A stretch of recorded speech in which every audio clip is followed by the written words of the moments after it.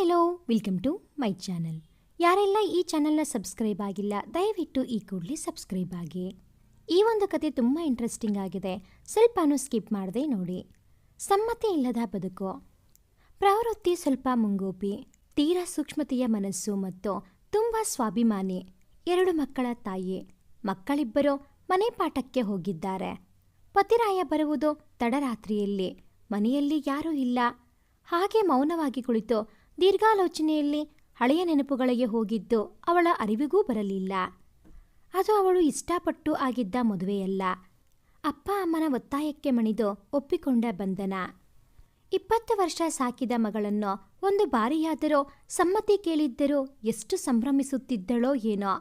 ತನ್ನ ಪ್ರೀತಿಯನ್ನು ಹೆತ್ತವರ ಮರ್ಯಾದೆಗಾಗಿ ತ್ಯಾಗ ಮಾಡುತ್ತಿರಲಿಲ್ವಾ? ಪ್ರೀತಿಯಲ್ಲೂ ಸೋತು ಹೋದವಳು ಅವಳು. ಅತ್ತು ಸೊರಗಿದೆ. ಮನದ ದುಗುಡವ ನನ್ನೊಳಗೆ ಅಡಗಿಸಿಟ್ಟು ಕರಗಿದೆ. ಮದುಮಗ ತಾನು ಮದುವೆ ಆಗುವವಳನ್ನು ಒಮ್ಮೆಯೂ ನೋಡಲು ಬರಲಿಲ್ಲ. ಹಿರಿಯರು ಒಪ್ಪಿದ ಮೇಲೆ ಮುಗಿಯಿತು, ಗುತ್ತುಗೊರಿಯಿಲ್ಲ. ಮನೆಗೆ ಬಲೆಗಾಲಿಟ್ಟು ಬಂದ ಗಳಿಗೆಯಲ್ಲೇ ಶುರುವಾದ ಕಾದಾಟ. ಅತ್ತೆಯ ಮನೆಯವರಿಗೂ ಅಪ್ಪನ ಮನೆಯವರಿಗೆ ಇಬ್ಬರ ಜಗಳದಲ್ಲಿ ಬಡಪಾಯಿ ನಾನಾದೆ. ಮೊದಲನೆಯ ಹೆಜ್ಜೆಯಲ್ಲೇ ಸೋತೆ. ಅತ್ತೆಗೆ ಕೆಲಸದವಳು ಬಂದಳು ಎನ್ನುವ ಹೆಮ್ಮೆ. ತಮ್ಮ ಮನೆಯ ಹೆಣ್ಣು ಮಕ್ಕಳಿಗೆ ಮಾತ್ರ ಪ್ರೀತಿ, ಮಮತೆ, ಕಾಳಜಿ. ಹೊಸ ಜಾಗ ಮೊದಲೇ. ಏನೂ ತಿಳಿಯದು. ಹೇಗೋ ಶುರುವಾಯಿತು ಸಂಸಾರದ ಸಾಗರ. ಗಂಡನಂತೂ ಅಪ್ಪ ಅಮ್ಮ ಮಾತನ್ನು ಮೀರದವನು. ಗಂಡನಿಗೆ ಹೆಂಡತಿ ಒಬ್ಬಳು ಬೇಕು ಅಷ್ಟೇ. ಆ ಹೆಂಡತಿ ಮಾತ್ರ ನಾನಾದೆ. ಅತ್ತೆಯ ನಿಂದನೆ, ಮಾವನ ಕೊಂಕು, ಅತ್ತೆಗೆಯ ಸಲುಗೆಯೇ ಇಲ್ಲ. ಇನ್ನು ನನ್ನವರು ಯಾರು? ಪ್ರತಿ ವಿಷಯಕ್ಕೂ ಜಗಳ. ಬೆಳಗ್ಗೆ ಸ್ವಲ್ಪ ಎದ್ದೇಳುವುದು ತಡವಾದರೆ ಸಾಕು, ಒಂದೇ ಸಮನೆ ಬಾಗಿಲ ಬಡಿಯುವ ಸದ್ದು. ಬೆಳಗ್ಗೆಯಿಂದ ರಾತ್ರಿಯವರೆಗೂ ದುಡಿದರೂ ಅವರ ಮನಸ್ಸನ್ನು ಗೆಲ್ಲಲು ಸಾಧ್ಯವಾಗುತ್ತಿರಲಿಲ್ಲ. ಎಲ್ಲ ಕೆಲಸಕ್ಕೂ ಏನಾದರೂ ತಪ್ಪು ಹುಡುಕಿ ಜಗಳ ತೆಗೆಯುವ ಅತ್ತೆ. ಕೂತರೆ ತಪ್ಪು, ನಿಂತರೆ ತಪ್ಪು. ಹೀಗೆ ಸಾಗಿದ ದಿನಗಳು. ಮದುವೆಯಾದ 3 ತಿಂಗಳಿಗೆ ಸಾಕಾಗಿ ಹೋಗಿತ್ತು ಈ ಬದುಕಿನ ಗೋಜು. ಅಂದು ಬೆಳಗ್ಗೆ ಏನೂ ಕೆಲಸ ಮಾಡಿಲ್ಲ ಎಂದು ಗಂಡನ ಕಿವಿಗೆ ಚಾಡಿ ಮಾತುಗಳೇಳಿ ಅತ್ತೆಯ ಸಂತಸ ಹೇಳತೀರದು ಗೊತ್ತಾ? ಪತಿ ಬಂದವರೇ ಕೋಪದಿಂದ, ಯಾಕೆ ಏನೂ ಕೆಲಸ ಮಾಡ್ತಾ ಇಲ್ಲ, ಕೊಬ್ಬ ಎಂದೆನೋ. ಅಂದು ಎಲ್ಲರನ್ನೂ ತೊರೆದು ಬದುಕೇ ಬೇಡವಾಗಿತ್ತು. ಎಷ್ಟು ಮಾಡಿದರೂ ಮೆಚ್ಚರು ಇವರುಗಳು. ಸಹನೆಯ ಕಟ್ಟೆ ಹೊಡೆದು, ಹ್ಞೂ ಮಾಡಲ್ಲ, ನಾನು ಕೆಲಸದವಳ ನಿಮ್ಮ ಮನೆಗೆ. ಏನಿದು ಅನ್ಯಾಯ? ಯಾರೂ ಇಲ್ಲ ನನಗೆ ಕೇಳುವವರು ಎಂದು ನಿಮಗೆ ಬೇಕಾದ ರೀತಿ ಮಾಡುತ್ತೀರಾ? ಮಾತಾಡುವ ಸ್ವಾತಂತ್ರ್ಯ ಇಲ್ಲ ಅತ್ತೆ ಮನೆಯಲ್ಲಿ ಸೊಸೆಯಂದಿರಿಗೆ. ಗಂಡನಿಗೆ ಕೋಪ ಮತ್ತು ಸಿಟ್ಟು ನೆತ್ತಿಗೇರಿ ಬಾರಿಸಿದ್ದ ಕಪಾಳಕ್ಕೆ ಮೋಕ್ಷ. ಅಷ್ಟು ಸಾಲದು ಎಂದು ಜುಟ್ಟು ಹಿಡಿದು ಚೆನ್ನಾಗಿ ತೊದುಕಿದ. ಬಿಡಿಸಲೂ ಬರಲಿಲ್ಲ ಮಹಾತಾಯಿ ಅತ್ತೆ. ದೂರದಿಂದಲೇ ನಗುಮುಖದ ನಿಂತು ನೋಡುತ್ತಿದ್ದಳು. ಅವರ ಮಗಳಿಗೆ ಈ ರೀತಿಯ ಹಿಂಸೆ ಸಹಿಸುವರೇ? ದುಃಖ ತಡೆಯಲು ಆಗಲಿಲ್ಲ. ರೂಮಿನಲ್ಲಿ ಕುಳಿತು ಅತ್ತು ಸುಸ್ತಾಗಿ ಹೋದೆ. ಮೈಯೆಲ್ಲ ಬರೆಗಳೇ ತುಂಬಿದೆ. ಊಟ ತಿಂಡಿ ಬಿಟ್ಟು ಕೂತೆ. ಕೇಳುವವರೂ ಇಲ್ಲ, ಹೇಳುವವರೂ ಇಲ್ಲ. ಹೇಗೋ ಮನಸ್ಸು ತಪ್ಪು ಹಾದಿ ತುಳಿಯುತ್ತಿದೆ. ಜೀವ ತೆಗೆಯಲು ಸಾವು ಕರೆಯುತ್ತಿದೆ. ಕೈ ಬೀಸಿ ದುಡುಕಿದೆ. ಪ್ಲೇಟ್ನಿಂದ ಕೈಯನ್ನು ಕಟ್ ಮಾಡಿದ್ದೇ ತಡ. ರಕ್ತದ ಕೋಡಿ ಅರಿಯುತ್ತಿದೆ. ಪ್ರಜ್ಞೆ ತಪ್ಪಿ ಹೋಗಿದೆ. ಗಾಬರಿಗೊಂಡ ಗಂಡ ಆಸ್ಪತ್ರೆಗೆ ದಾಖಲಿಸಿದ. ಜ್ಞಾನ ಬಂದ ಮೇಲೆ ತಿಳಿದಿದ್ದು ಸಾವು ಅಷ್ಟು ಸುಲಭವಲ್ಲ. ಸಾಯಲು ಸಮಯ ಬರಬೇಕು. ನಾನು ಮಾಡಿದ್ದು ತಪ್ಪೆಂದು. ಕಣ್ಣುಗಳಲ್ಲಿ ತುಂಬಿದ ಹನಿಗಳು. ಡಾಕ್ಟರ್ ತುಂಬ ಕೋಪಗೊಂಡರು. ಬುದ್ಧಿ ಇಲ್ವಾ? ಎಜುಕೇಟೆಡ್ ಆಗಿ ಈ ಕೆಲಸ ಮಾಡಿದ್ದೀಯಾ? ಗೊತ್ತು, ನಿನ್ನ ಮನಸ್ಸಿಗೆ ಆಗಿರುವ ಆಘಾತ ನಿನ್ನ ಮೈಗಳ ಬರೆ ಹೇಳುತ್ತಿದೆ. ನಿನ್ನ ವ್ಯತೆ. ಗಂಡನಿಗೆ ಕರೆದು ಚೆನ್ನಾಗಿ ಮಂಗಳಾರತಿ ಮಾಡಿದ ಡಾಕ್ಟರ್. ಏನ್ರಿ, ಮದುವೆ ಆಗಿ 3 ತಿಂಗಳು ಕಳೆದಿಲ್ಲ, ಈ ಥರ ಹೊಡೆದಿದ್ದೀರಾ? ತಪ್ಪು, ನೀವು ಮಾಡ್ತಿರೋದು ನಾನು ಒಪ್ಪಲ್ಲ. ಎಲ್ಲರನ್ನೂ ಬಿಟ್ಟು ಇಷ್ಟು ದೂರ ನಿಮಗೆ ಮದುವೆ ಮಾಡಿಕೊಂಡು ಬಂದಿರುವ ಹೆಂಡತಿಗೆ ಕೈ ಮಾಡುವುದು ನಾಚಿಗೆ ಕೆಲಸ ಎಂದರು. ಯಾರು ಎಷ್ಟೇ ಹೇಳಿದರೋ ಬಂಡ ಜನ್ಮ ಅವರುಗಳದ್ದು. ನಿದ್ರೆ ಬಾರದು, ಊಟ ಸೇರದು. ಮನಸ್ಸು ಬಿಚ್ಚಿ ಮಾತನಾಡಲು ಸಹ ಯಾರೂ ಇಲ್ಲ. ಶೂನ್ಯವಾಯಿತು ಮನಸ್ಸು. ಏನನಿಸಿತೋ ಏನೋ ಗೊತ್ತಿಲ್ಲ. ತವರು ಮನೆಗೆ ಕಳುಹಿಸಿದ ಗಂಡ. ಮೊದಲಿನ ಸಂತೋಷ ಇಲ್ಲ. ಅಕ್ಕಪಕ್ಕದವರ ಮಾತುಗಳು ಕೇಳುವುದು. 2 ತಿಂಗಳಿಗೆ ಬೇಸತ್ತು ಹೋಗಿದ್ದ ಅಪ್ಪ ವಾಪಸ್ಸು ಕರೆದುಕೊಂಡು ಹೋಗಲು ಸಿದ್ಧರಾದರು. ಅತ್ತೆ ಮನೆಯಲ್ಲಿ ಇದ್ದಾರೆ. ಬಾಗಿಲು ತೆಗೆಯಲಿಲ್ಲ. ಎಷ್ಟೇ ಕರೆದರು. ಕೊನೆಗೆ ಪೊಲೀಸ್ ಸ್ಟೇಷನ್ಗೆ ಹೋಗಿ ಕೇಳಿದ್ದು ನ್ಯಾಯ. ಮೊದಲೇ ಅತ್ತೆ ಮನೆಯವರಿಗೆ ಅಪ್ಪನ್ನ ಕಂಡರೆ ಆಗದು. ಎಲ್ಲರನ್ನೂ ಕರೆಸಿದ ಅವರು ಕೊನೆಗೆ ತೀರ್ಮಾನ, ನಿಮ್ಮ ಸೊಸೆಯನ್ನು ಕರೆದುಕೊಂಡು ಹೋಗಿ ಎಂದು ಒಲ್ಲದ ಮನಸ್ಸಿನಲ್ಲಿ ಕರೆದುಕೊಂಡು ಹೋದರು. ಒಂದು ದಿನ ಅಡಿಗೆ ಮಾಡುತ್ತಿದ್ದಾಗ ತಲೆ ಸುತ್ತು ಬಂದು ಪ್ರಜ್ಞೆ ತಪ್ಪಿದ ನನಗೆ ಅತ್ತೆ ಹೇಳಿದ ಮಾತು, ನಾಟಕ, ಇವಳು ಇವರ ಮನೆಯವರು ಎಂದು. ಹೇಗೂ ಸಾಗಿತ್ತು ಬದುಕು. ಹೀಗೆ ಒಂದು ದಿನ ಹೊಟ್ಟೆ ನೋವು ತಾಳಲಾರದೆ ಡಾಕ್ಟರ್ ಬಳಿ ಹೋದೆ. ಅವರು ಹೇಳಿದ ಮಾತು, ಏಕೋ ನನಗೆ ಅನುಮಾನ ಬರುತ್ತಿದೆ. ನಿಮ್ಮ ಹೆಂಡತಿಗೆ ಸ್ಕ್ಯಾನ್ ಮಾಡಬೇಕೆಂದು ಹೇಳಿ ಸ್ಕ್ಯಾನ್ ಮಾಡಿದಾಗ ನಾನು 5 ತಿಂಗಳ ಗರ್ಭಿಣಿ. ಇಬ್ಬರ ಮುಖವನ್ನು ಪರಸ್ಪರ ನೋಡಿ ಡಾಕ್ಟರ್, ಏನಪ್ಪ ಅಮ್ಮ ನೀವು, ಗೊತ್ತಾಗಲ್ವ ನಿಮಗೆ 5 ತಿಂಗಳು ಮಗು ಹೊಟ್ಟೆಯಲ್ಲಿದೆ ಗರ್ಭಿಣಿ ಅಂತ? ನನ್ನ ಮುಖ ನೋಡಿ, ಏನಮ್ಮ ನಿನಗೂ ಗೊತ್ತಾಗ್ಲಿಲ್ವಾ? ಮಗು ಓಡಾಡಲು ಶುರು ಮಾಡಿದೆ ಎಂದರು. ಮೊದಲಿಂದಾನೋ ಸರಿಯಾಗಿ ಋತುಚಕ್ರ ಆಗುತ್ತಿರಲಿಲ್ಲ, ಅದಕ್ಕೆ ಗೊತ್ತಾಗ್ಲಿಲ್ಲ. 2 ಬಾರಿ ತಲೆ ಸುತ್ತು ಬಂದಿತ್ತು. ಇವರೆಲ್ಲ ನಾಟಕ ಅಂದ್ರು. ನಾನು ಸುಮ್ಮನಾದೆ ಹಿಂದೆ. ಕಣ್ಣುಗಳಲ್ಲಿ ಸಂತಸ ತುಂಬಿ ಬಂತು. ತಾಯಿ ಆಗುತ್ತಿರುವ ಸುದ್ದಿ ಕೇಳಿ ಅವರೂ ಖುಷಿಪಟ್ಟರು. ಮನೆಗೆ ಬಂದು ಮಗ ಅಮ್ಮನಿಗೆ ಹೇಳಿದ್ದು ಅಷ್ಟೇ. ಓಹೋ, ಅದಕ್ಕೆ ಅವರಪ್ಪ ಇಲ್ಲಿ ಕರೆದುಕೊಂಡು ಬಿಟ್ಟಿದ್ದು. ಮಗಳು ಮಾಡಿರುವ ನೀಚತನಕ್ಕೆ ನಮಗೆ ಅಂಟಾಕಿದ್ದಾರೆ ಎಂದಳು. ಕೋಪ ಬಂದ ನನಗೆ, ಈ ಥರ ಎಲ್ಲ ಹೀಗೆ ಹೇಳ್ತೀರಾ? ಸ್ವಲ್ಪ ಯೋಚನೆ ಮಾಡಿ ಮಾತಾಡಿ. ಮಗು ಬಗ್ಗೆ ಮಾತನಾಡಿದರೆ ನಾನು ಸಹಿಸಿಕೊಳ್ಳುವುದಿಲ್ಲ ಎಂದೆ. ಮುಚ್ಚು ಬಾಯಿ, ಹೋಗೆ ಒಳಗೆ ಎಂದರು. ಅತ್ತೆಯ ಮಾತು ಕಂಬನಿಯ ಮಳೆ ಸುರಿಸಿದ್ದು. ಹೆಣ್ಣು ಮಕ್ಕಳಾಗಿ ಹುಟ್ಟುವುದೇ ತಪ್ಪ ಈ ಭೂಮಿಯಲ್ಲಿ? ಸಂತೋಷ ಒಂದು ಕಡೆ, ದುಃಖ ಇನ್ನೊಂದು ಕಡೆ. ಈ ಸುಂದರ ಕ್ಷಣಗಳನ್ನು ಹೆತ್ತ ತಾಯಿಗೆ ಹೇಳಬೇಕೆಂಬ ಬಯಕೆ. ಆದರೆ ಇವರೆಲ್ಲರಿಗೂ ಅಮ್ಮನ ಮನೆಯವರ ಜೊತೆ ಜಗಳ, ಕಾದಾಟವೇ ಅವರಿಬ್ಬರ ನಡುವೆ ಇರುವ ನಂಟು. ಮನಸ್ಸಿನ ಮಾತು ಮನಸ್ಸಲ್ಲಿ ಕಾಡತೊಡಗಿತು. ಒಂದು ಮೊಬೈಲ್ ಕೊಡಿಸಲು ಹಿಂದೆ ಮುಂದೆ ನೋಡುವ ಜನಗಳು. ಇಂಥವರ ಮನೆಗೆ ನಾನು ಸೊಸೆಯಾಗಿ ಬಂದಿರುವುದು ನನ್ನ ಹಣೆಬರಹವೇ ಸರಿ. ಅಂದು ಅತಿಯಾದ ಕೆಲಸ ಒಬ್ಬಳೇ ಮಾಡಿ ಮಾಡಿ ಆಯಾಸವಾಗಿದ್ದೆ. ಹೊಟ್ಟೆಯಲ್ಲಿ ಬೆಳೆಯುತ್ತಿರುವ ಮಗುವಿನ ಬಯಕೆಯೋ ಏನೋ. ಬೆಳಗ್ಗೆ ತುಂಬ ನಿದ್ರೆ ತಡೆಯಲಾಗದೆ ತಿಂದ ನಾಷ್ಟಾದ ತಟ್ಟೆಯನ್ನು ಹಾಸಿಗೆಯ ಮೇಲೆ ಇಟ್ಟು ಹಾಗೆ ಮಲಗಿಬಿಟ್ಟೆ ಅಷ್ಟೇ. ಅಷ್ಟಕ್ಕೆ ಅತ್ತೆ ದೊಡ್ಡ ರಂಪಾಟವೇ ಮಾಡಿಬಿಟ್ಟಿದ್ದರು. ಮಗನಿಗೆ ಕರೆ ಮಾಡಿ, ಹೀಗೂ ಮಾಡುವವರೇ, ನಾವಂತೂ ಈ ರೀತಿಯಲ್ಲಿ ಮಾಡಿಲ್ಲ. ನಾನು ಹೆತ್ತಿದ್ದೀನಿ 2 ಮಕ್ಕಳಿಗೆ. ನಾನು ಈ ರೀತಿ ಅತಿಯಾಗಿ ಆಡುತ್ತಿರಲಿಲ್ಲ ಅತ್ತೆಯ ಮನೆಯಲ್ಲಿ ಎಂದರು. ನೋಡಿದವರು ಯಾರು ಕಣ್ಣಿಂದ ಅವರು ಹೇಗಿದ್ದರು ಎಂದು. ನಿನ್ನ ಹೆಂಡತಿಗೆ ಸರಿಯಾಗಿ ಬುದ್ಧಿ ಹೇಳೋ, ಬೆಳಗ್ಗೆ ಬೆಳಗ್ಗೆ ಮಲ್ಕೋಬೇಡ ಅಂತ. ದರಿದ್ರ ಬಂದ್ಬಿಡುತ್ತೆ ನನ್ನ ಮನೆಗೆ. ಗರ್ಭಿಣಿ ಸೊಸೆ ಒಬ್ಬಳೇ ಕೆಲಸ ಮಾಡುವಾಗ ಅತ್ತೆ ವಾಕಿಂಗ್ಗೆ ಹೋಗಬಹುದಂತೆ. ಅದು ಬೆಳಗ್ಗೆ 7ರಿಂದ 9:30. ಇದು ಅವರ ಸಮಯ. ಮನೆ ಬೆಳಗಲು ಬಂದಿರುವ ಸೊಸೆಗೆ ಸಹಾಯ ಮಾಡಿದರೆ ದರಿದ್ರ ಬರುತ್ತಂತೆ. ಅವರ ಜೋರಾದ ಮಾತು ಕೇಳಿ ಎದ್ದವಳೆ ಕೆಲಸದಲ್ಲಿ ನಿರತಳಾದೆ. ಬೇಸರ ಮನದಲ್ಲಿ, ಹತಾಶೆ. ಮಾತನಾಡಬೇಕೆಂದರೆ ಮನಸ್ಸಿಲ್ಲ ಮಾತನಾಡಲು. ಒಬ್ಬಳೇ ಏಕಾಂತವಾಗಿ ಕುಳಿತು ಅತ್ತು ಸಂತೈಸಿಕೊಳ್ಳುತ್ತಿದ್ದೆ ನನ್ನ ಮನವ. ಒಂದು ದಿವಸವಾದರೂ ಗರ್ಭಿಣಿ ಸೊಸೆಯ ಬಯಕೆ ಏನೆಂದು ಕೇಳಲೇ ಇಲ್ಲ. ಪ್ರತಿಯಾಗಿ ದಬ್ಬಾಳಿಕೆ ಮಾಡುವುದೇ ಅವರ ಗುಣ. ಅವರು ಕುಳಿತ ಸೋಫಾದ ಮೇಲೆ ನಾನು ಕುಳಿತು ಟಿವಿ ನೋಡುವ ಹಾಗಿಲ್ಲ. ಅವರ ಮುಂದೆ ಅವರು ಇಲ್ಲದ ಸಮಯದಲ್ಲಿ ಒಬ್ಬಳೇ ನೆಲದ ಮೂಲೆಯಲ್ಲಿ ಕೆಳಗೆ ಕುಳಿತು ಟಿವಿ ನೋಡುತ್ತಿದ್ದೆ. ಎಲ್ಲವನ್ನೂ ಸಹಿಸಿದೆ ನನ್ನ ಹೊಟ್ಟೆಯಲ್ಲಿ ಬೆಳೆಯುತ್ತಿರುವ ಪುಟ್ಟ ಕಂದನಿಗಾಗಿ. ಅವರ ಮುಂದೆ ಪತಿರಾಯ ಏನೂ ತಂದುಕೊಡುವ ಹಾಗಿಲ್ಲ. ಇದೆಲ್ಲ ಹೆಕ್ಕೆ ಸುಮ್ಮನೆ ದುಂದುವೆಚ್ಚ. ಏನೆಲ್ಲ ಹೇಳುತ್ತಿದ್ದರು ಅದು ನನ್ನ ಮುಂದೆಯೇ. ಈ ಬಡಜೀವ ಆಸೆ ಪಟ್ಟಿದ್ದು ಒಂದೇ, ತಿಳಿ ಬೇಳೆ ಸಾರು ಅನ್ನ. ತಿನ್ನುವುದರಲ್ಲಿ ಬಕಾಸುರುತನ ಕೊಟ್ಟಿರಲಿಲ್ಲ ಭಗವಂತ. ಅದಕ್ಕೆ ನನಗೆ ಅವರ ಮಾತು ದೊಡ್ಡದು ಅನಿಸುತ್ತಿರಲಿಲ್ಲ. ಪತಿರಾಯರು ಪ್ರತಿ ಬಾರಿ ಚಿಕಿತ್ಸೆಗೆಂದು ಜೊತೆಯಲ್ಲಿ ಬಂದು ಆಸ್ಪತ್ರೆಗೆ ಬಿಟ್ಟು ಹೋಗುತ್ತಿದ್ದರು. ತಪಾಸಣೆಯ ನಂತರ ಬರುತ್ತಿದ್ದರು ನನ್ನನ್ನು ಕರೆದುಕೊಂಡು ಹೋಗಲು. ಇವತ್ತು ಏನೇ ಆಗಲಿ ಅಮ್ಮನ ಜೊತೆ ಮಾತನಾಡಲೇಬೇಕು ಎಂದು ನನ್ನಂತೆ ತಪಾಸಣೆಗೆಂದು ಬಂದಿದ್ದ ಆಕೆಯ ಪರಿಚಯ ಮಾಡಿಕೊಂಡು ಫೋನನ್ನು ಕೇಳಿ ಅಮ್ಮನ ಜೊತೆ ಮಾತನಾಡಿದೆ. ಎಷ್ಟು ಸಂಭ್ರಮ ಸಡಗರ. ಕಣ್ಣಿನಲ್ಲಿ ತುಂಬಿದ ಆನಂದ ಬಾಷ್ಪ. ಸಮಾಧಾನವಾಯಿತು ಈ ಜೀವಕ್ಕೆ ಕದ್ದು ಮಾತನಾಡಿದ್ದು. ಹೆಜ್ಜೆ ಹೆಜ್ಜೆಗೂ ನೋವು.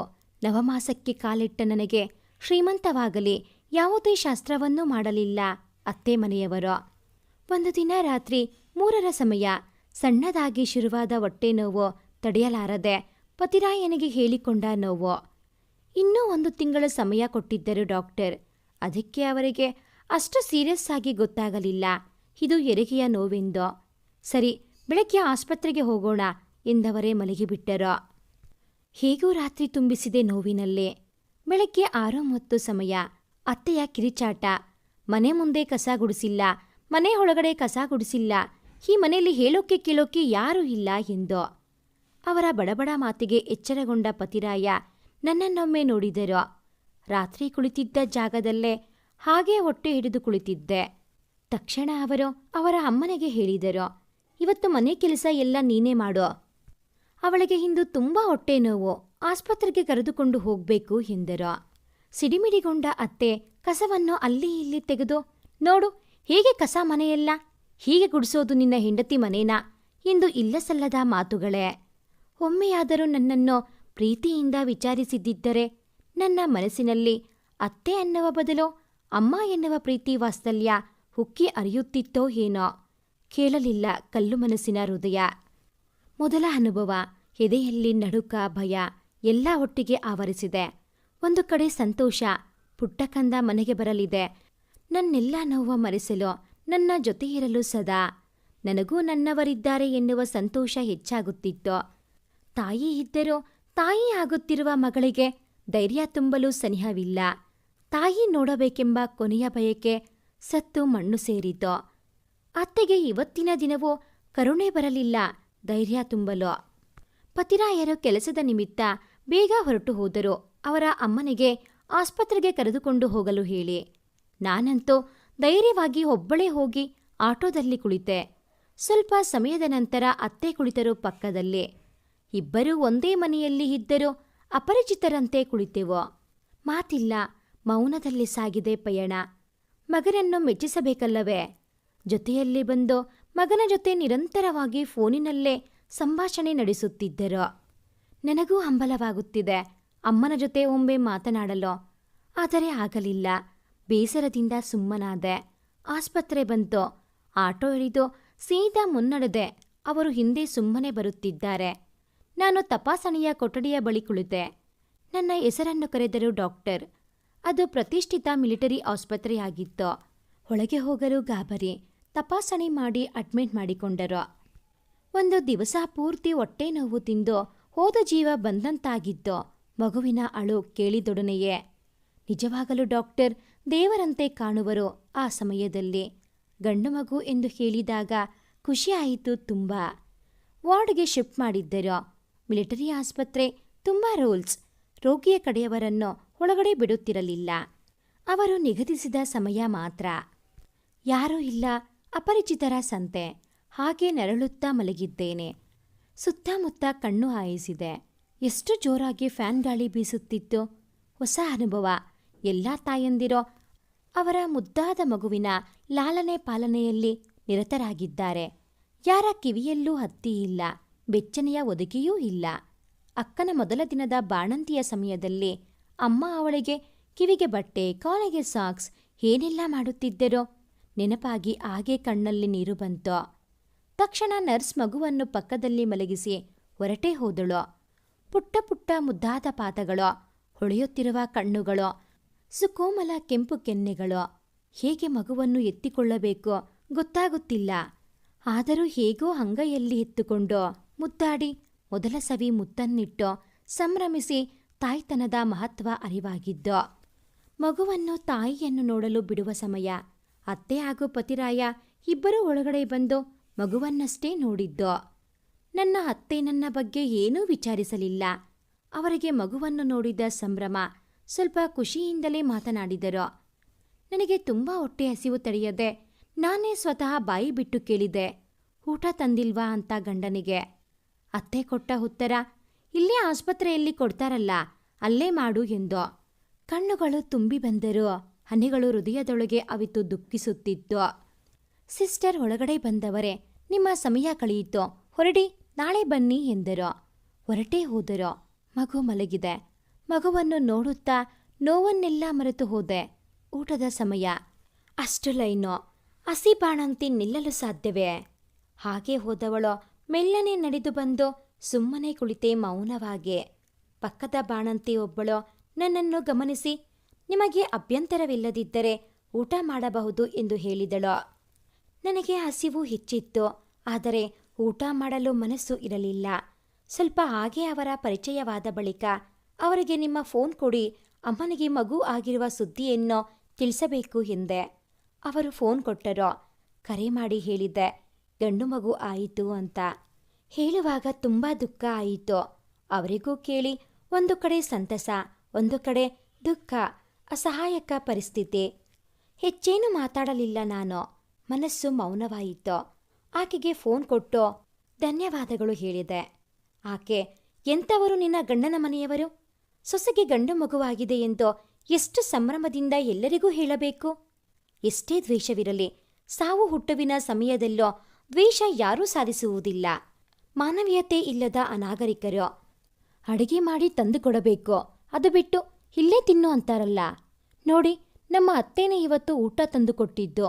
ಪಾಪ, ನಿಮಗೆ ನೋಡಿದರೆ ಬೇಜಾರಾಗುತ್ತೆ ಎಂದರು. ಮಗುವಿನ ಕಾಳಜಿಯೋ, ಮನಸ್ಸಿಗಾದ ಆಘಾತವೋ, ನಿದ್ರೆ ಬರಲಿಲ್ಲ. ರಾತ್ರಿ 2 ಗಂಟೆ. ತುಂಬ ಹಸಿವು.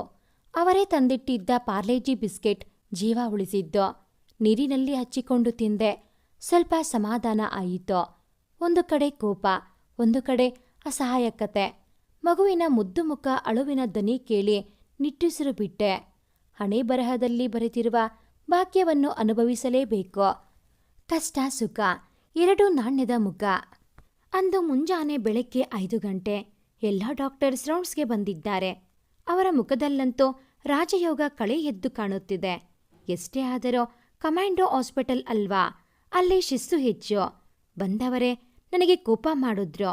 ನಗು ನಗುತ್ತಾ ಇರಬೇಕು, ಮಗುವಿಗೆ ಶುಭೋದಯ ಹೇಳಲು. ನಿನ್ನ ಮುಖದಲ್ಲಿ ಕಳೆ ತುಂಬಿರಬೇಕು. ಆ ಕಳೆ ಇಲ್ಲದ ಮೇಲೆ ಮಗುವನ್ನು ಹೇಗೆ ನೋಡಿಕೊಳ್ಳಲು ಸಾಧ್ಯ? ನನಗೂ ಸ್ವಲ್ಪ ಹೌದು ಅನಿಸಿತ್ತು. ಹೋಗಿ ಸ್ವಲ್ಪ ಫ್ರೆಶ್ ಆಗಿ ಬಂದೆ. ಮಗು ಎದ್ದು ಆ ಕಡೆ ಈ ಕಡೆ ಪಿಳಿ ಪಿಳಿ ಕಣ್ಣುಗಳು ಬಿಡುತ್ತಿದೆ. ನೋಡಿದ ನನಗೆ ಖುಷಿಯೋ ಖುಷಿ. ಅಂದು ಬೆಳಗ್ಗೆ ಅತ್ತೆ ಬಂದಿದ್ದಾರೆ. ನನಗಂತೂ ಹಸಿವೋ ಹಸಿವೋ. ನೋಡಿದೆ, ನನಗಾಗಿ ಏನು ನಾಷ್ಟ ತಂದಂತೆ ಕಾಣುತ್ತಿಲ್ಲ. ಡಾಕ್ಟರ್ ಬಂದರು ರೌಂಡ್ಸ್ಗೆ. ಅತ್ತೆಯನ್ನು ಹೊರಗಡೆ ಕಳುಹಿಸಿದರು. ಅವರು ತಂದ ಬ್ಯಾಗನ್ನು ನೋಡಿದೆ. ಡಬ್ಬದಲ್ಲಿ ಅವರಿಗೆಂದೇ ಮಧ್ಯಾಹ್ನಕ್ಕೆ ತಂದಿದ್ದ ಊಟವನ್ನು. ಅವರಿಗೆ ಹೇಳಲಿಲ್ಲ, ಕೇಳಲಿಲ್ಲ. ನಾನೇ ಕದ್ದು ತಿಂದೆ. ಅರ್ಥನೇ ಮಾಡ್ಕೊಳ್ಳಲ್ಲ ಅಂತಾರೆ. ಆಸ್ಪತ್ರೆಯ ಊಟ ಮಾಡೋಕೆ ಆಗುತ್ತೆ? ಒಳಗೆ ಬಂದವರೇ ತಿಂದು ಇಟ್ಟ ಖಾಲಿ ಡಬ್ಬವನ್ನು ನೋಡುತ್ತಾ ಗೊಣಗಿಕೊಂಡು ಹೊರಗೆ ಹೋಗಿ ಮಗನಿಗೆ ಕರೆ ಮಾಡಿದ್ದರು. ಏನಾದರೂ ಮಾಡಿಕೊಳ್ಳಲಿ ಬಿಡು ಎಂದವಳೆ ನಾನು ಮಗುವನ್ನು ಮುದ್ದಾಡುವುದರಲ್ಲಿ ನಿರತಳಾದೆ. ಒಳಗೆ ಬಂದವರೇ ಸಿಡಿಮಿಡಿ ಮುಖವ ಮಾಡಿ ವಾಪಸ್ ಮನೆಗೆ ಹೊರಟು ಹೋದರು. ಹೇಗಿದ್ದರೂ ಅಭ್ಯಾಸವಾಗಿತ್ತು. ಯಾರಿದ್ದರೂ ಇಲ್ಲದಿದ್ದರೋ ನಾನೊಬ್ಬಳೇ ಮಗುವನ್ನು ನೋಡಿಕೊಳ್ಳುವೆ ಎಂಬ ಭರವಸೆ ಆಸ್ಪತ್ರೆಯ ವಾತಾವರಣ ಕಲಿಸಿತ್ತು. ಮಾರನೆಯ ದಿವಸ ಅತ್ತೆ ಗಂಡ ಇಬ್ಬರೂ ಬಂದಿದ್ದಾರೆ. ಹೀಗೆ ಮಾತು ಬೆಳೆದು ಜಗಳ ಮಾಡಲು ಶುರು ಮಾಡಿದ್ದರು ಅತ್ತೆ.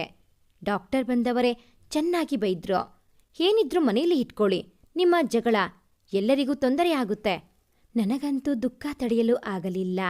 ನನಗೆ ಕೋಪ ಬಂದು ಯಾರೂ ಬರಲೇಬೇಡಿ ಡಿಸ್ಚಾರ್ಜ್ ಆಗೋ ತನಕ ಎಂದು ಸ್ವಲ್ಪ ಜೋರಾಗೆ ಹೇಳಿದೆ. ನೀವೇನು ಊಟ ತರ್ತೀರಾ? ಇಲ್ವಲ್ಲ, ಇಲ್ಲಿರೋ ಊಟನೇ ಮಾಡಬೇಕು. ಮಗುಗೂ ಕೂಡ ನಾನೇ ನೋಡ್ಕೋತೀನಿ. ಇನ್ನೇನು ಸುಮ್ಮನೆ ಜಗಳ ಮಾಡೋಕೆ ಬರ್ತೀರಾ? ಅಷ್ಟೇ ಹೇಳಿದ್ದು. ಕೋಪಗೊಂಡು ಇಬ್ಬರೂ ಹೊರಟೇ ಹೋದರು. 2 ದಿವಸದ ಬಳಿಕ ಡಿಸ್ಚಾರ್ಜ್ ಮಾಡೋ ವಿಷಯ ಕರೆ ಮಾಡಿ ನರ್ಸ್ ಹೇಳಿದ್ದರು. ಬಂದು ಕರೆದುಕೊಂಡು ಹೋದರು ಪತಿರಾಯ. ಮನೆ ಬಾಗಿಲ ಬಳಿ ನಿಂತಿರುವೆ, ಮಗುವನ್ನು ಕೈಯಲ್ಲಿ ಹಿಡಿದುಕೊಂಡು.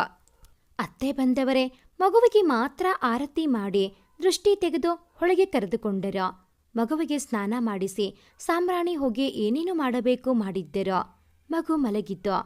ಇಷ್ಟು ದಿವಸ ಸ್ನಾನ ಇಲ್ಲ, ಹೀಗೆ ಏನೂ ತಿಳಿಯದು. ಅಷ್ಟೂ ಬಟ್ಟೆಗಳು ಎಲ್ಲ ನನ್ನದೇ. ಎಲ್ಲ ಒಗೆದು ಸ್ನಾನ ಮಾಡಿ ಹೋಗಿ ಆಗ್ತಾನೆ ಮಲಗಿದೆ. ಆಗ ಅಳುತ್ತಿದ್ದ ಮಗುವಿನ ದನಿಗೆ ಎಚ್ಚರಗೊಂಡೆ. ಹೋ, ಮಗು ಅಷ್ಟೊಂದು ಅಳ್ತಾ ಇದೆ, ಅಷ್ಟು ನಿದ್ರೇನ ಮಹಾತಾಯಿಗೆ? ಮಾತಿಗೂ ಕೊಂಕು. ಸಹಿಸಿಕೊಳ್ಳಲು ಆಗುತ್ತಿಲ್ಲ. ಆದರೂ ಹೆಣ್ಣಿನ ಜನ್ಮ ಸಹಿಸಿಕೊಳ್ಳಲೇಬೇಕು. ಮಗುವಿನ ಬಟ್ಟೆ ಹಾಗೂ ನನ್ನ ಬಟ್ಟೆ ನಾನೇ ಒಗೆಯುತ್ತಿದ್ದೆ, ತಣ್ಣೀರಿನಲ್ಲೇ. ವಾಷಿಂಗ್ ಮಿಷಿನ್ ಇದ್ದರೂ ಅತ್ತೆ ನನ್ನ ಬಟ್ಟೆಯನ್ನು ಒಗೆಯಲು ಕೊಡುತ್ತಿರಲಿಲ್ಲ. ಮೈಲಿಗೆ ಆಗುತ್ತಂತೆ ಅವರ ವಾಷಿಂಗ್ ಮಿಷಿನ್ಗೆ. ಸೊಸೆ ಹಾಳಾದರೂ ಪರವಾಗಿಲ್ವಾ? ಅಂದು ಮಧ್ಯಾಹ್ನದ ಸಮಯ ಬಾಗಿಲ ಹೊರಗಡೆ ನಿಂತು ಅಮ್ಮ ಬಂದು ಕೂಗುತ್ತಿದ್ದಾರೆ ನನ್ನ ಹೆಸರನ್ನು. ಅತ್ತೆ ನೋಡಿಯೂ ನೋಡದವರ ಹಾಗೆ ಕುಳಿತಿದ್ದಾರೆ. ರೂಮಿನಿಂದ ಹೊರಗಡೆ ಬಂದವಳೆ ಕಿಟಕಿಯಲ್ಲಿ ಕಾಣಿಸಿದ ಅಪ್ಪ ಅಮ್ಮನ್ನ ಕಂಡು ಒಮ್ಮೆಲೆ ಸಂತಸ. ಅತ್ತೆ ಮಗನಿಗೆ ಕರೆ ಮಾಡಿ ಜೋರು ಜೋರಾಗಿ ಮಾತನಾಡುತ್ತಿದ್ದದ್ದು ಕೇಳಿಸಿಕೊಂಡೆ. ಅವಳು ಹೋಗ್ಬಾರ್ದು, ಮಗುನೂ ತೋರಿಸಬಾರ್ದು. ಅವರ ಮಾತು ಕೇಳಿ ಆಕಾಶವೇ ತಲೆ ಮೇಲೆ ಬಿದ್ದಂತಾಯಿತು. ಏನು ಮಾಡಬೇಕು ತಿಳಿಯುತ್ತಿಲ್ಲ. ಪಾಪ, ನನ್ನನ್ನು ಹಾಗೂ ಮಗುವನ್ನು ನೋಡಲು ಅಷ್ಟು ದೂರದಿಂದ ಬಂದಿದ್ದಾರೆ. ಮಗು ಮಲಗಿತ್ತು. ಹೊರಗಡೆ ಹೋದೆ. ಒಳಗೆ ಕರೆಯಲು ಅತ್ತೆಯ ಸಮ್ಮತಿ ಇಲ್ಲ. ಅಮ್ಮ ಹೇಳಿದರು, ಒಮ್ಮೆ ಮಗುವನ್ನು ತೋರಿಸಿ ನೋಡಿಕೊಂಡು ಹೊರಟು ಹೋಗುತ್ತೇವೆ ಅಷ್ಟೇ ಎಂದು. ಹೊರಗೆ ಬಂದ ನನ್ನನ್ನು ಕಂಡು ಅತ್ತೆ ಬಾಗಿಲನ್ನು ಹಾಕಿಕೊಂಡೇ ಬಿಟ್ಟರು. ಅಪ್ಪನಿಗೆ ಕೋಪ ಬಂತು. ಇಷ್ಟು ಕ್ರೂರ ಜನಗಳು. ನಡಿ, ಮಗುನೂ ಬೇಡ ಏನೂ ಬೇಡ, ಮದುವೆ ಆಗಿಲ್ಲ ಅಂತ ತಿಳ್ಕೊ, ಇಂದು ಮನಬಂದಂತೆ ಚೆನ್ನಾಗಿ ನಿಂದಿಸಿದರು. ಅವರಿಗೂ ರೋಸಿ ಹೋಗಿತ್ತು. ರಾತ್ರಿಯೆಲ್ಲ ಪಯಣ ಮಾಡಿ ಮಗುವನ್ನು ನೋಡಲು ಬಂದವರಿಗೆ ಇಷ್ಟು ಅವಮಾನ ಮಾಡ್ತಾರೆ. ನನಗೂ ದಿಕ್ಕು ತೋಚುತ್ತಾ ಇಲ್ಲ. ಅಪ್ಪ ಅಂತೂ ರೆಡಿ ನನ್ನೊಬ್ಬಳನ್ನೇ ಕರೆದುಕೊಂಡು ಹೋಗಲು. ನನಗೆ ನನ್ನ ಮಗುವನ್ನು ಬಿಟ್ಟು ಬರಲು ಸಾಧ್ಯವಿಲ್ಲವೆಂದು ನಿಷ್ಠೂರವಾಗಿ ಹೇಳಿದೆ. ಆಗ ಅಪ್ಪ, ಏನಾದ್ರೂ ಮಾಡ್ಕೋ, ನನ್ನ ಮಾತು ಕೇಳಿಲ್ಲ ಅಂದ್ರೆ ಎಂದರು. ಎಷ್ಟೇ ಬಾಗಿಲು ಬಡಿದರೋ ಅತ್ತೆ ಬಾಗಿಲು ತೆಗೆಯುತ್ತಿಲ್ಲ. ಸ್ವಲ್ಪ ಯೋಚಿಸಿ ಪೊಲೀಸ್ ಸ್ಟೇಷನ್ಗೆ ಕಂಪ್ಲೇಂಟ್ ಕೊಡುವುದಕ್ಕೆ ಹೊರಟೆ. ಸರ್, ಅಪ್ಪ ಅಮ್ಮ ಅಷ್ಟು ದೂರದಿಂದ ಮಗು ನೋಡೋಕೆ ಅಂತ ಬಂದ್ರು. ಆದ್ರೆ ಅತ್ತೆ ಮಗುನೂ ತೋರಿಸಲಿಲ್ಲ. ನಾನು ಹೊರಗಡೆ ಬಂದೆ. ನನ್ನನ್ನು ಮನೆಗೆ ಸೇರಿಸ್ತಾ ಇಲ್ಲ ಎಂದೆ. ನನ್ನ ಗಂಡನಿಗೆ ಕರೆಸಿ ವಿಚಾರಿಸಿದರು. ಏನಕ್ಕೆ ಇಷ್ಟು ಕೋಪ? ಮಗು ತೋರಿಸಿ ಏನ್ ಕಷ್ಟ ನಿಮಗೆ ನಿಮ್ಮ ಅಮ್ಮನಿಗೆ? ಅವರ ಮಗಳನ್ನು ಮೊಮ್ಮಗನನ್ನು ನೋಡಲು ಬಂದಿದ್ದಾರೆ ಎಂದರು. ಗಂಡ ಹೇಳಿದ್ದು, ಇಲ್ಲ, ನಾ ಮಗುನ ತೋರಿಸೋದಿಲ್ಲ, ಬೇಕಾದರೆ ಅವಳು ಹೋಗಲಿ ಎಂದರು. ಕೋಪ ಮಾಡಿದ ಇನ್ಸ್ಪೆಕ್ಟರ್, ಮಗು ಮತ್ತೆ ತಾಯಿ ಇಬ್ಬರಿಗೂ ಕಳಿಸಿ, ಸ್ವಲ್ಪ ದಿವಸ ಇದ್ದು ಬರಲಿ, ಬಾಣಂತನ ಮಾಡಿಸಿಕೊಂಡು ಎಂದರು. ಇಲ್ಲ ಸರ್, ಮಗುಗೆ ಇಂಜೆಕ್ಷನ್ ಹಾಕಿಸ್ಬೇಕು, ಅದು ಇದು ಅಂತ ನಾಟಕ ಮಾಡಿ ಕೊನೆಗೆ ನಾನೇ ಕರೆದುಕೊಂಡು ಹೋಗ್ತೀನಿ ಸರ್, 20 ದಿವಸದ ನಂತರ ಅಂತ ಒಪ್ಪಿಕೊಂಡರು. ಹೇಳಿದವರೇ ಹೊರಟೇ ಹೋದರೋ. ನನ್ನನ್ನು ಜೊತೆಯಲ್ಲಿ ಕರೆದುಕೊಂಡು ಹೋಗಲಿಲ್ಲ. ಒಬ್ಬಳೇ ಹೇಗೆ ಹೋಗ್ತಾಳೆ ಅಂತ ಅಪ್ಪ ಅಮ್ಮ ನನ್ನನ್ನು ಬಿಡೋಕೆ ಅಂತ ಬಂದರು ಮನೆ ತನಕ. ಮತ್ತೆ ಅದೇ ವಾತಾವರಣ. ಎಷ್ಟೇ ಬಾಗಿಲು ಬಡಿದರೋ ಅತ್ತೆ ಗಂಡನ ಮನಸ್ಸು ಕರಗಲಿಲ್ಲ. ಜೋರಾಗಿ ಕಿರುಚಾಡಿದೆ. ಅತ್ತು ಕರೆದೆ. ಕೊನೆಗೆ ನನ್ನ ಗೋಳಾಟವನ್ನು ಸಹಿಸಿದ ಊರಿನ ಜನಗಳೇ ಬಂದರು. ಎಲ್ಲರೂ ಸಮಾಧಾನಿಸಿ ಅಪ್ಪ ಅಮ್ಮನಿಗೆ ಊರಿಗೆ ಕಳುಹಿಸಿದರು. ನನ್ನ ಗಂಡನಿಗೆ ಅತ್ತೆಗೆ ಬುದ್ಧಿ ಹೇಳಿದರು. ಮಗುವಿನ ತಾಯಿ ಮಗುವನ್ನು ಬಿಟ್ಟು ಎಲ್ಲಿ ಹೋಗುತ್ತಾಳೆ? ಮೊದಲು ಬಾಗಿಲು ತೆಗೆಯಿರಿ, ತಾಯಿಯನ್ನು ಒಳಗೆ ಕರೆದುಕೊಳ್ಳಿ. ಎಷ್ಟೋ ಹೇಳಿದ ಮೇಲೆ ಕರೆದುಕೊಂಡರು. ನನ್ನ ಮನಸ್ಸಿಗಾದ ಆಘಾತ ಮತ್ತು ನೋವನ್ನು ನನ್ನ ಮುದ್ದು ಮಗುವಿಗಾಗಿ ಸಹಿಸಿದ್ದು ನಾನು. ಈ ಘಟನೆಯ ಬಳಿಕ ಮೌನ ಆವರಿಸಿದೆ ಮನದೊಳಗೆ. ತೀರ್ಮಾನಿಸಿದೆ, ಈ ಮನೆಯನ್ನು ಬಿಟ್ಟು ಹೋಗುವೆ, ಒಬ್ಬಳೇ ಅಲ್ಲ ಮಗುವಿನ ಜೊತೆಯೇ ಎಂದು. ಅಷ್ಟರಲ್ಲೇ ಅತ್ತಿಗೆ ಗಂಡನನ್ನು ಬಿಟ್ಟು ತವರು ಮನೆ ಸೇರಿದಳು. ಮೊದಲೇ ನನ್ನ ಪರಿಸ್ಥಿತಿ ಹೀಗೆ ಮತ್ತಷ್ಟು ಬಿಗಡಾಯಿಸಿತು. ಬೆಂಕಿಯಿಂದ ಬಾಣಲಿಗೆ ಬಿದ್ದಂತಾಯಿತು. ಮಗಳಿಗೆ ಕಷ್ಟ ಬಂದಾಗ ಹತ್ತು ಕರೆಯುವರು. ಮಗಳ ಬಾಳು ಹೀಗಾಗಿ ಹೋಯಿತು ಎಂದು ಪ್ರೀತಿಯ ಧಾರೆ ಹೆರೆಯತೊಡಗಿದರು. ಹೆಣ್ಣು ಮಕ್ಕಳಿಗೆ ಕಷ್ಟವಾದರೆ ಅವರ ಹೃದಯ ಮರುಗುವುದು. ಅದೇ ಸೊಸೆಗೆ ಕಷ್ಟ ಎಂದರೆ ಅವರ ಹೃದಯ ಕಲ್ಲಾಗಿ ಬಿಡುವುದು. ಇದೇ ವಾಸ್ತವ. ಅತ್ತೆಗೆ ಎಂದೂ ಮನಸ್ಸು ಬಿಚ್ಚಿ ಮಾತನಾಡುತ್ತಿರಲಿಲ್ಲ. ನಾನು ಕೂಡ ಅಪರಿಚಿತರಂತೆ ವರ್ತಿಸುತ್ತಿದ್ದರು. ಅತ್ತೆ ಯಾವಾಗಲೂ ಮಗಳ ಜೊತೆ ಮಾತನಾಡುತ್ತಾ ಸರಿಯಾದ ಸಮಯಕ್ಕೆ ಊಟ ತಿಂಡಿ ಕೊಡುತ್ತಿರಲಿಲ್ಲ. ನಾನೊಬ್ಬಳೇ ಆಗಿರಲಿಲ್ಲ. ಮಗುವಿಗೆ ಹಾಲುಣಿಸುವ ತಾಯಿಯಾಗಿದ್ದೆ ಎಂದು ಮರೆತೇ ಬಿಟ್ಟರು ಅತ್ತೆ ಮನೆಯವರು. ಸಮಯಕ್ಕಾಗಿ ಕಾಯುತ್ತಿದ್ದೆ ನಾನು ಈ ಮನೆ ಬಿಡಲು, ಈ ಕೂಪದಿಂದ ಮುಕ್ತಿ ಪಡೆಯಲು. ಅವರು ಪ್ರತಿನಿತ್ಯ ಎಲ್ಲಾ ಬಾಗಿಲನ್ನು ಕೀಯಿಂದ ಭದ್ರವಾಗಿ ಬಂಧಿಸುತ್ತಿದ್ದರು. ಅಂದು ಬಾಗಿಲ ಚಿಲಕವನ್ನಷ್ಟೇ ಹಾಕಿದ್ದರು. ಮುಂಜಾನೆಯ 6ರ ಸಮಯ.